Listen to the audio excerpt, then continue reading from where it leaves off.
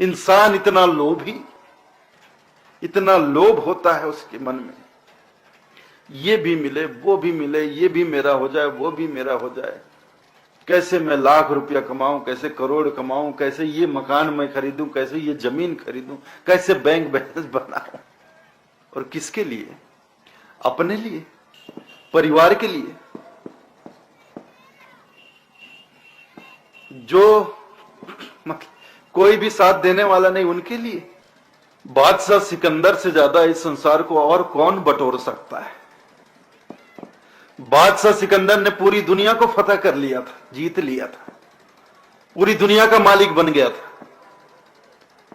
लेकिन इतना शराबी था, इतना शराबी था कि भरी जवानी में उसका कलेजा जल गया था।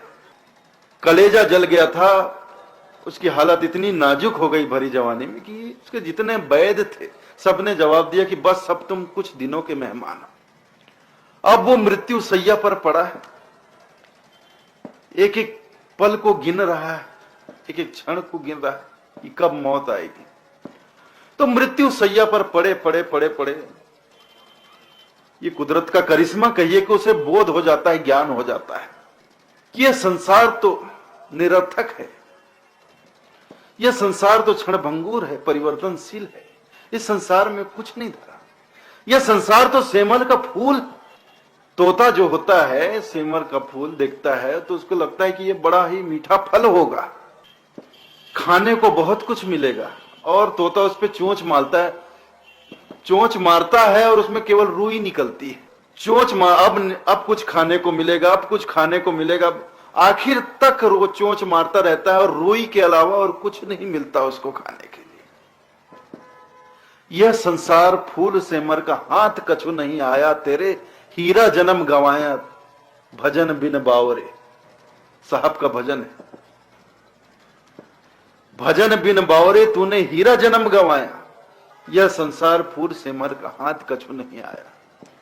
तो यह बोध उसको हो जाता है कि संसार में कुछ नहीं धरा, मैंने पूरे संसार को जीता, क्या मेरे हाथ लगा, अब मैं मरने वाला हूं, मैं जाने वाला हूं, इस दुनिया से विदा होने वाला हूं, क्या जाएगा मेरे साथ। तो इस बात का ज्ञान हो गया उसे। तो उसने अपने सेनापतियों को बुलाया, मंत्रियों को बुलाया और आदेश दिया, देखो अब तो मैं मरने वाला हूं, जब मर जाऊं मैं तो मुझ पर एक कृपा करना, मेरा जनाजा जब निकलेगा तो मेरे दोनों हाथ कफन से बाहर कर देना। ऐसा निवेदन उसने, अंतिम निवेदन किया और ऐसा ही हुआ। बादशाह सिकंदर जब मरा, उसका जनाजा निकला तो कफन से उसके दोनों हाथ बाहर कर दिए गए थे। और पूरी दुनिया ने देखा, तमाम लोगों ने देखा, देखो यह बादशाह सिकंदर, दुनिया का मालिक सिकंदर आज इस दुनिया से विदा हो रहा है, और एक ढेला भी, एक फूटी कौड़ी भी इसके हाथ नहीं जा रही, दोनों हाथ खाली।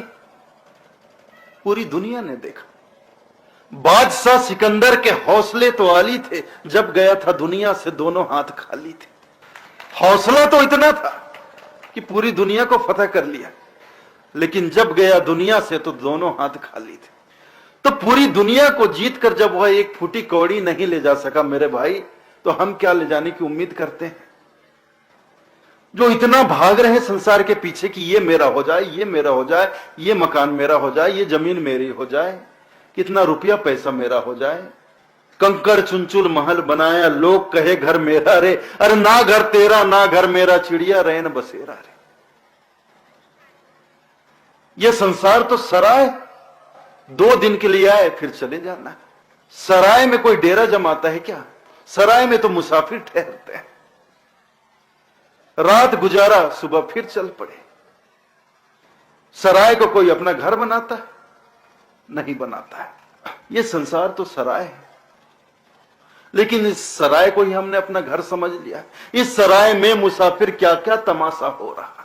साहब कहते हैं, कोई बटोरे कंकड़ पत्थर, कोई बैठा रो रहा। इस सराय में मुसाफिर क्या क्या तमाशा हो रहा। और हीरे जवाहरात क्या है? उसको इतना कीमती समझ, कंकड़ पत्थर ही तो है, हीरा क्या है, कार्बन है, कोयला है, कुछ अच्छी किस्म का कोयला है, अच्छी किस्म का पत्थर, बस इतना ही है, तो पत्थर ही है, तो वो कंकड़ पत्थर ही। तो कोई बटोरे कंकड़ पत्थर, कोई बैठा रो रहा, किसी को मिल गया तो वो खुशी में पागल हो रहा है, किसी को नहीं मिला तो बैठ के रो रहा है कि मुझे नहीं मिला। इस सराय में मुसाफिर क्या क्या तमाशा कर रहा है। संसार के प्रति इतना लोभ है हमें, कुछ लोग मानने को तैयार नहीं होते।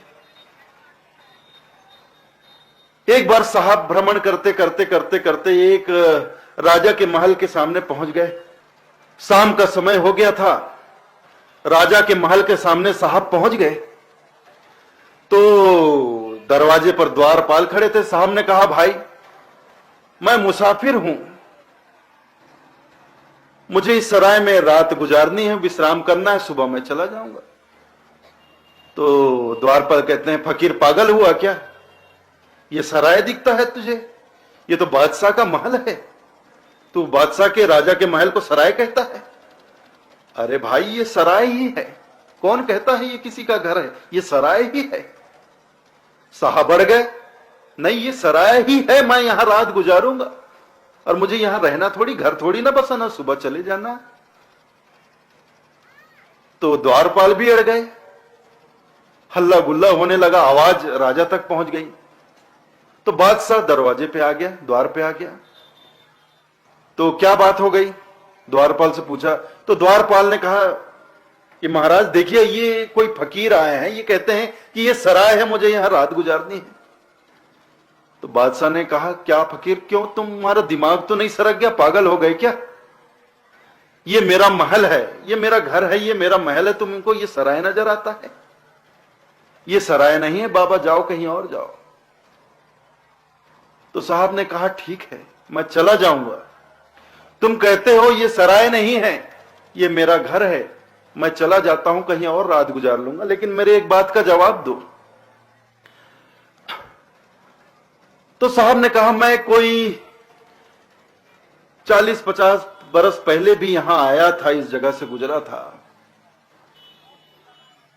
और मैं इस राजमहल के भीतर भी गया था, दरबार को भी मैंने देखा। तो सिंहासन पर एक सफेद दाढ़ी और बाल वाले एक बुजुर्ग व्यक्ति सिंहासन पर बैठे थे, वो कौन थे?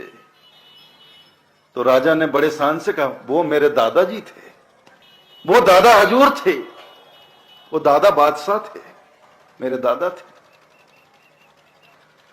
साहब ने कहा, अच्छी बात है। तो अभी मैं कोई 10-15 साल पहले फिर से यहां आया था, तो एक और अधेड़ व्यक्ति दरबार में उसी सिंहासन पे बैठे थे, वो कौन थे? तो राजा ने बड़ी शान से कहा, वो मेरे पिता हुजूर थे, वो मेरे पिता थे, बादशाह थे। तो साहब ने कहा, आप, अब मैं राजा हूं यहां का मालिक। तो साहब ने कहा, फिर तुम्हारे दादाजी कहां गए, तुम्हारे पिताजी कहां चले गए? वो सब तो चले गए, मृत्यु हो गई, उनकी मृत्यु हो गई, चली गई। ठीक है राजन, तुम कहते हो यह सराय नहीं है, यह घर है, तुम्हारा महल है, तो मैं चला जाता हूं, लेकिन मुझे ये बताओ, क्या गारंटी है इस बात की कि मैं 2, 4, 5, 10 साल के बाद दोबारा आऊंगा तो आप मुझे यहां मिलोगे? जब तुम्हारे दादाजी यहां नहीं रह सके, चले गए, तुम्हारे पिताजी नहीं रह सके, वो भी चले गए, तो तुम्हारी क्या गारंटी है कि 10 साल बाद तुम मुझे यहां मिलोगे, तुम नहीं जाओगे? ठीक है महाराज, मैं चलता हूं। साहब ने कहा, मैं चलता हूं। साहब चलने लग गए। तो राजा ने कहा, बाबा रुको, रुको, तुम रुको, तुम यहां ठहरो, अब मैं जाता हूं यहां से। उसको बात समझ में आ गई।